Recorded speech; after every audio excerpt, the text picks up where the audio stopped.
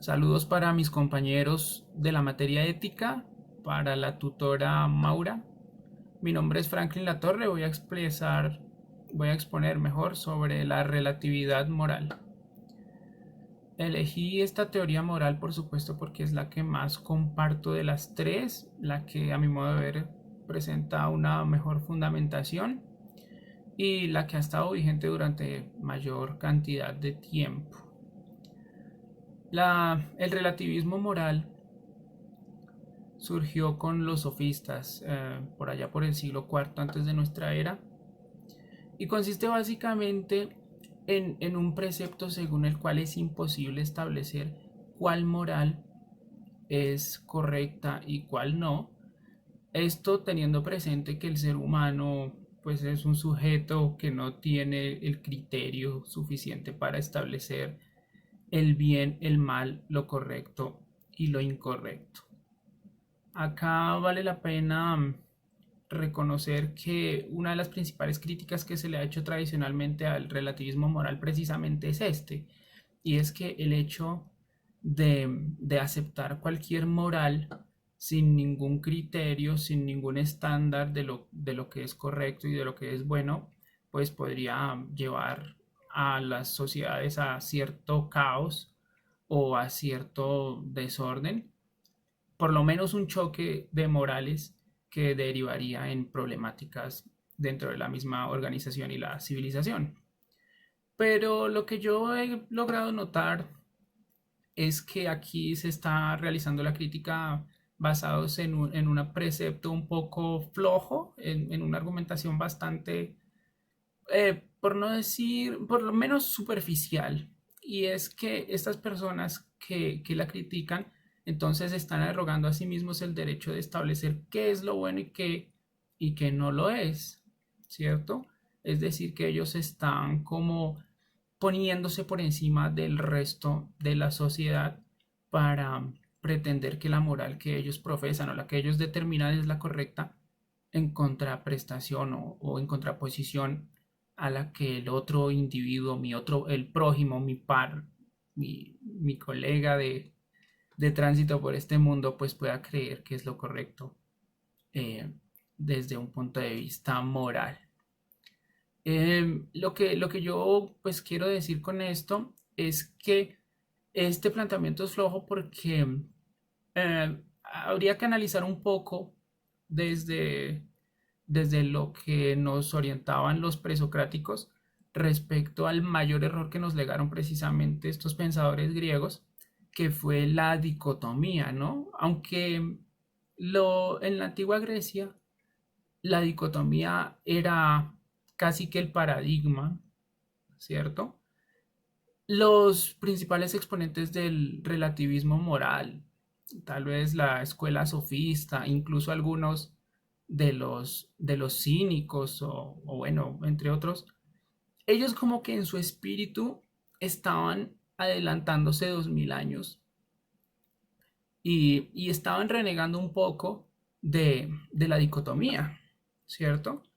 Porque, bueno, con los avances científicos y la aparición de la ciencia en los tiempos de Galileo, nos dimos cuenta que la dicotomía no era un paradigma tan absoluto como lo veníamos pensando desde los orígenes del pensamiento, sino que por el contrario era totalmente errado, era un concepto absolutamente falso, porque, bueno, se demostró que no existe, por ejemplo, el frío o que no existe el silencio, que no existe la oscuridad, sino que simplemente estas son producto de la limitada percepción del ser humano. Para hacerme entender en el sentido que debemos analizar la realidad desde un punto de vista más absoluto y pragmático.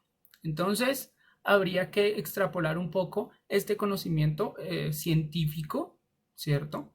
El haber renegado de la dicotomía y llevar esto, extrapolarlo a la filosofía, ¿cierto? Dijéramos que ese sería como el orden correcto, ¿no? La ciencia, que es el máximo nivel de conocimiento que ha alcanzado el ser humano, ha producido algunos aspectos adelantados del conocimiento y la filosofía no tiene por qué negarse a adoptarlos la pueden enriquecer, ¿cierto? Entonces, si la ciencia demostró que la dicotomía es falsa, pues la filosofía no podría mantenerse obstinada y argumentar y seguir argumentando en una cosa que evidentemente es una falacia. Y me refiero a esto especialmente porque si ya demostramos que no existe el frío, ¿cierto? Entonces podríamos extrapolarlo y pensar también que no existe el bien, no existe el bien. Todas las acciones realizadas por el ser humano generan una afectación negativa, o sea, hacen el mal. Lo que nosotros llamamos bien, básicamente, es un mal pequeño o un mal menor.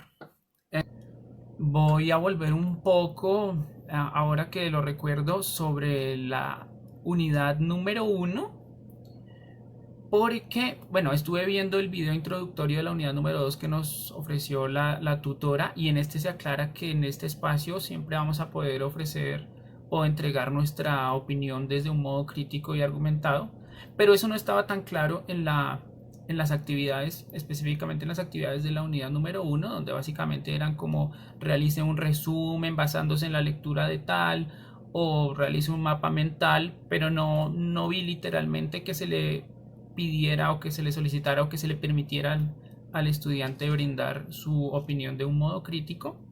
Y entonces hago esto de volver sobre la unidad número uno porque para mí fue poco difícil realizar estas actividades. Resulta que en las lecturas se citaban dos personajes bastante oscuros en la historia. Este señor Agustín de Hipona y este otro señor Tomás de Aquino, el doctor Angélico. Bueno, a los dos les quito el título de santo porque solamente conocí un santo que fue Juan Manuel. Ah, bueno, y su primo, el Bobito del Pacho, pero estos no merecen ese título. Y entonces resulta que era para mí muy difícil, entonces lo que quería decir con esto, abordar un concepto filosófico como el que estamos tratando, que era la ética y la felicidad, sustentándonos en las opiniones de estos dos señores que no son filósofos, son teólogos. Entonces aquí estamos eh, haciendo una contraposición a lo que yo pretendo explicar, y es que al tomar cuestiones de la ciencia y llevarlas a la filosofía, la estamos enriqueciendo. Pero si por el contrario traemos cosas de la teología, que es el más burdo de los niveles del conocimiento, y los metemos a la filosofía, pues estamos empobreciendo a la filosofía. ¿Listo? Entonces, bueno, a propósito de este señor Agustín de Hipona, él definía el bien de la forma tontorrona que lo caracterizaba como todo acto orientado por Dios. Es decir, que él no concebía el bien si no había sido orientado por Dios.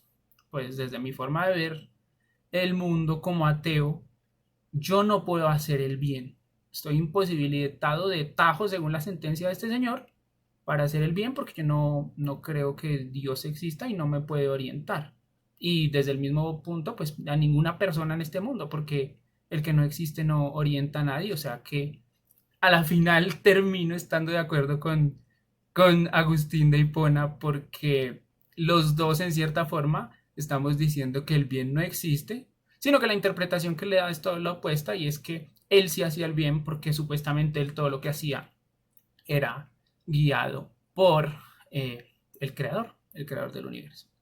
Entonces, como les digo, al acabar con el tema de la dicotomía, esta crítica que se le hace a, al relativismo moral queda sin piso, porque al decir que el relativismo moral se está contradiciendo a sí mismo por no establecer un criterio de lo que es correcto y de lo que no lo es, implícitamente se está diciendo que esa persona que está haciendo la crítica tiene el criterio para establecer lo bueno y lo que no es bueno, que como nos ha demostrado la ciencia, o como lo que yo quiero hacer pretender ver, es imposible. El ser humano es un individuo absolutamente limitado y sin el criterio adecuado para establecer lo bueno y lo malo, y lo correcto y lo incorrecto. ¿Listo? Por tanto, considero que el relativismo moral no ha perdido vigencia, sino que por el contrario debemos fortalecer. Y entonces otro tema que también quería recordar al respecto de esto, porque me estoy extendiendo un poco, es que los sofistas, aunque si bien estaban en la época de la dicotomía, en su interior ellos sentían que no podían hacer el bien. O sea, como que por un acto, ¿cómo decirlo?, de humildad, no se arrogaban el derecho de establecer lo bueno, a contraposición de los filósofos, dijéramos, de los siglos XVI y XVII, quienes para criticar el relativismo moral sí se están arrogando el derecho de decir que ellos saben lo que es el bien, cuando ellos estaban en los tiempos en los que la ciencia estaba demostrando que la dicotomía era falsa, ¿cierto? Por último, pues, la verdad no, creo que me estoy extendiendo demasiado. Eh, quiero, quiero decir que sí, yo me declaro un relativista moral. Voy a poner dos ejemplos de cómo las posibles discusiones entre morales que se pueden presentar si adoptamos el relativismo moral se deben juzgar no desde el punto de vista de qué es lo bueno y qué es lo correcto, sino desde, como decía incluso la misma tutora en el video de esta unidad 2, la argumentación, ¿cierto? La argumentación. Entonces el primer ejemplo que voy a poner es un tema que está muy en boga, el aborto, ¿sí? Entonces yo como un individuo normal, ajeno, me encontré ese problema, a mí casi no me importa porque pues yo no soy mujer, ¿cierto? Pero entonces como para crecer como ser humano tengo que tomar partido, o estoy a favor o estoy en contra del aborto. Entonces no sé cuál de las dos posiciones es la buena, cuál es la mala, cuál es la correcta y cuál es la incorrecta. Entonces procedí a analizar los argumentos. Entonces encontré que los argumentos de la gente de que se hace llamar pro vida, que están totalmente en contra del aborto, son unos argumentos desde todo punto de vista egoístas, ¿cierto? Ellos dicen que no se puede abortar porque para ellos la vida es sagrada, que no se puede abortar porque para ellos el niño tiene derecho a nacer y que no se puede abortar porque a ellos desde sus convicciones religiosas les han dicho que la vida es sagrada, ¿cierto? Por otro lado, la gente que está a favor del aborto tiene unos argumentos absolutamente solidarios, ¿sí? Y entonces ellos, sus argumentaciones siempre están pensando en el otro. Entonces dicen, yo apoyo el aborto porque pienso en el futuro de ese niño. O yo apoyo el aborto porque pienso en el sufrimiento de esa madre o en el deseo o ella o yo entiendo que ella es la dueña de su cuerpo y ella puede decidir por sí misma. Entonces, dijéramos, si analizamos la argumentación de las posiciones morales, ahí sí podríamos empezar a establecer como un patrón, un estándar de cuál está mejor argumentada y cuál no, sin caer en, los, en la aceptación de las críticas que se le hacían al relativismo moral, ¿cierto? El otro ejemplo que quería poner era sobre la inexistencia del bien. Aquí yo me levanto y todos los días por la ventana de mi casa veo una montaña y esa montaña es el Parque Nacional Natural Chingaza. En otros tiempos habían 200 o hasta 300 osos de anteojos, hoy en día quedan apenas 9. ¿Sí? Y hay una organización que está criando ositos en cautiverio y cuando ya están grandecitos va y los deja en la montaña. Entonces yo me pregunto si ellos están haciendo el bien o están haciendo el mal. Y lo que encuentro es que están haciendo el mal, porque definitivamente el bien no existe. Esa montaña es sabia, la naturaleza es sabia. Y si en esa montaña solamente hay espacio para 9 osos, pues entonces ir a meter más osos es hacer un daño. Están haciendo un daño, están haciendo el mal, ¿cierto? Que es un argumento, lo que yo expongo, no existe el bien. Podrán estar muy bien intencionados, pero el resultado va a ser a la postre negativo para el conjunto de la población de osos de anteojos. Listo, me despido y espero sus comentarios. Muchas gracias.